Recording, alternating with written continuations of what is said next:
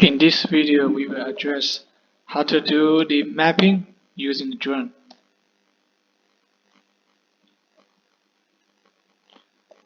Initially, we connect the battery to the drone and open the app and click the mapping and choose the team to confirm. And find the tool button in the right corner. Click it and choose drone. Click confirm. And we can adjust the map on the app to fit in our current position.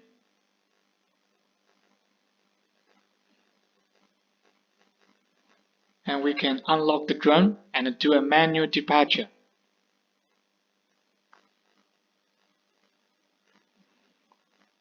Now we start to collecting the boundary points. Now we collecting the first point. We fly the drone to the first edge of the field and click the button to collecting the point. When it shows the point 1, that means the collecting is success. If you want to mark out the obstacle, and we can choose the quick way to collecting the boundary.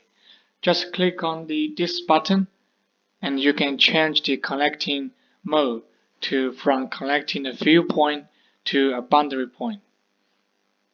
So now if we change to the collecting the obstacle point. Now we are collecting the obstacle point and we put the drone to the boundary of the obstacle and click the send collecting button. And we recommend to collecting more or equal to 4 boundary points for one obstacle. And click the tick to record the obstacle, and switch back to the collecting the field boundary point. And now we can keep going to collecting the field. We fly to the 4th boundary point. That make it a closed shape. After we done the collecting, and we can manually land the drone down. When we landing, and we can start to upload. Click the cloud icon for the upload and give it a name. And click save, and they will be successful.